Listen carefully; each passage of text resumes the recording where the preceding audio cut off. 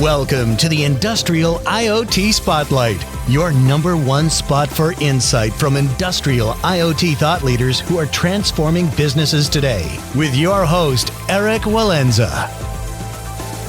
Welcome back to the Industrial IoT Spotlight. I'm joined today by Chirayu Wadke. Chirayu is a partner with SeedPlus and Jungle Ventures.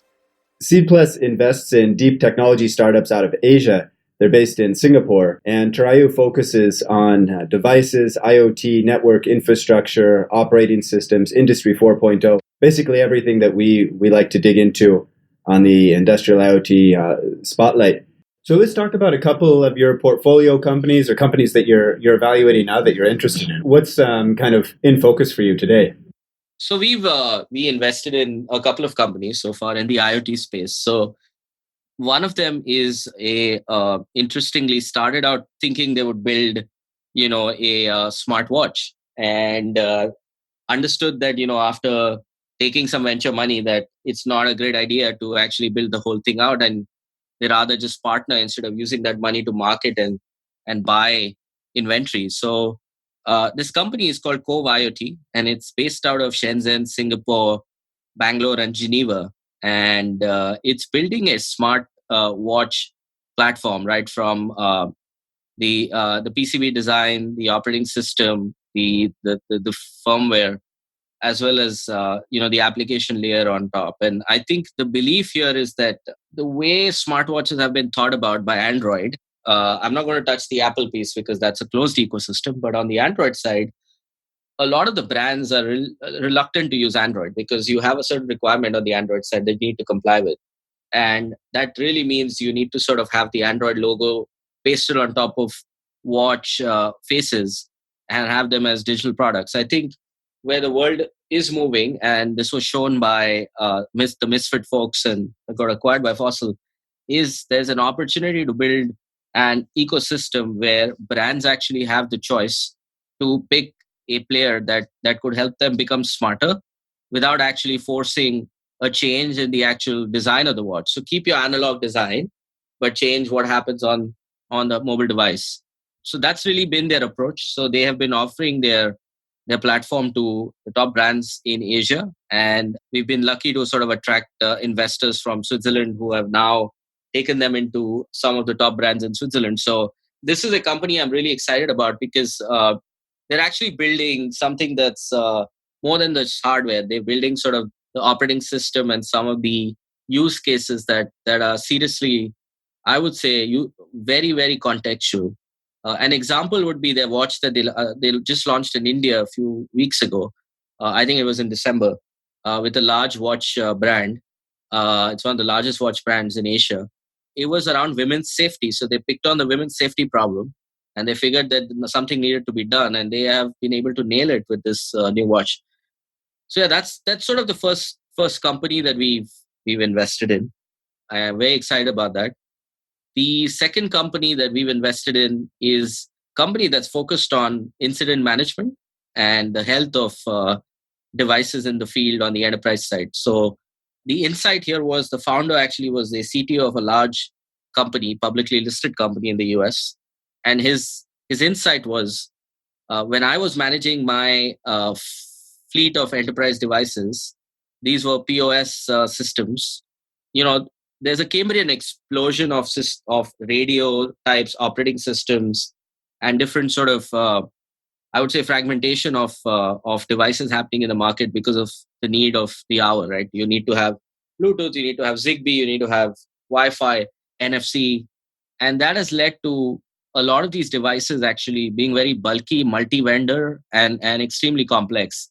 And if these devices decide that they don't want to work, I think what lands up happening is the CTO has no way of actually knowing what has gone down and be able to fix it within a reasonable time frame. So that was the insight, and he kind of has built a product that allows for a lot of the retailers to begin with to manage their devices in the field, and it shows up as sort of a dashboard that you have 60 locations that are live. There are 50 devices in each location, and by the way, device 1 in location 2 is down, and because of that, there's a there's a red alert in that store because it's the HVAC system which is down and therefore needs to be up within a certain time frame. And we're very interested in that sort of a vertical because we were trying to figure out, is there a hardware agnostic way of actually solving that problem? And this seems to be that, right, where it just doesn't sort of monitor, it also helps you manage the incident life cycle from the time that the device goes down to the time that it's back up. So yeah, that's the second company we've invested in. The name is, I didn't mention it before, is Copper. Is QOPPER. You can take a look at it. It's dual location. It's based out of San Francisco and then Singapore, and huge thrust on the facilities management and retail side of the world to help enterprises track their devices and bring them up after a downtime.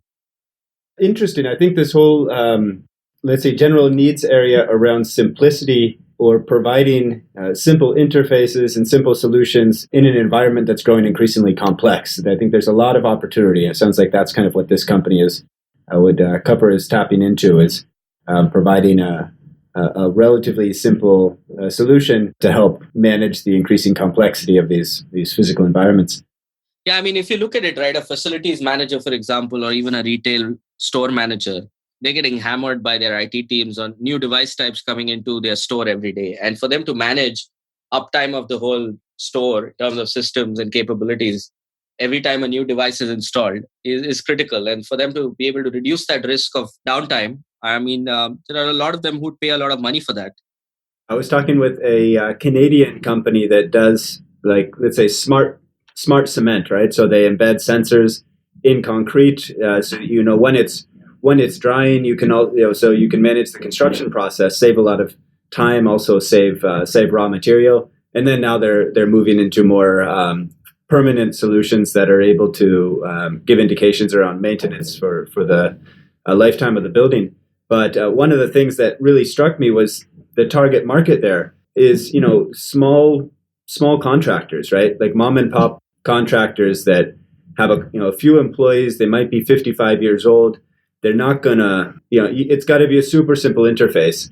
It's got to be, a couple buttons on a smartphone that, you can't really make mistakes and there's no learning curve. And I think that's a really interesting problem area, is how to help companies or help individuals who are in important positions where they're managing a lot of spend, but they're not going to invest the time or the learning curve is going to be too deep for them to adopt comprehensive kind of customized solutions. So let's go a little bit broader now. I think good to have a kind of a base of where you're coming from. Let's talk a bit more around the market in general. So Southeast Asia, I think a lot of the folks that are listening here are going to be from Europe or the US. I'm here in Shanghai. I mean, it's incredible seeing Asia kind of reemerge, right, in the world as really now the number one economy in terms of scale, but also not just number one in terms of scale, but also the fastest growing economy. So a very strong momentum. China gets a lot of press, but I think Southeast Asia is equally impressive in terms of the scale and the velocity.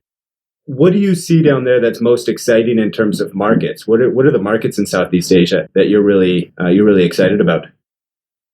The way I look at it is our lens is a little larger than Southeast Asia, and I think we need to sort of have that lens because of a number of reasons. But I think mainly because for what we're trying to do, there might be stuff that's too early for Southeast Asia, and there might be stuff that's just right for Southeast Asia.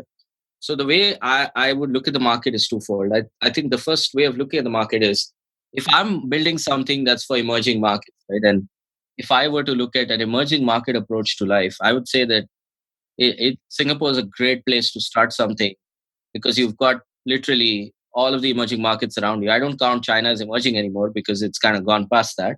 But the rest of Southeast Asia and including sort of India, you have a good chunk of a couple of billion of population that's in the similar kind of income bracket that is looking for solutions. So you're looking at specifically solving problems that these set of I would say users are looking to get to solve.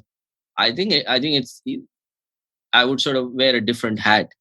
The other way of looking at life is to say, if I'm a advanced technology entrepreneur and I'm building, for example, an IoT security company, how would I look at the world? And does it make sense for me to continue to sort of sell to Southeast Asian enterprise? I would argue probably not, because in terms of maturity outside of Singapore, it's hard pressed to imagine whether Southeast Asia is really there in terms of digital transformation. I think it's definitely accelerating, led by mobile, but I think we're still sort of further away from people thinking about more advanced solutions. So my advice to companies is start your company in Singapore, which is the only place I think in Asia which gives you the optionality to either go emerging markets or advanced markets, and then go to the advanced markets. So start with Singapore, go to Hong Kong, perhaps have a thought about China.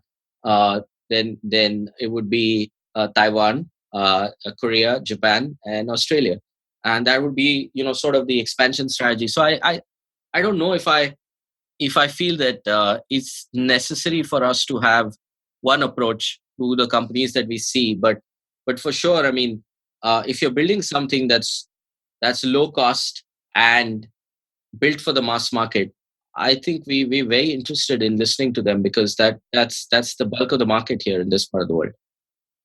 We've certainly seen this in China and in Africa, for example, e-commerce, adoptions of blockchain, adoptions of some technologies moving more rapidly than in the West or in the US, or maybe even in Singapore or Hong Kong, because there's not the existing incumbent technology. There's a strong demand, and company users are then willing to explore and take a bit risk in terms of adoption, because they don't have a current technology that they're satisfied with. But absolutely right. There's also a lot of price sensitivity, and so some solutions are just not going to be a good fit because of that. Thanks for tuning in to another edition of the Industrial IoT Spotlight. Don't forget to follow us on Twitter at IoT ONE HQ, and to check out our database of case studies on IoT1.com.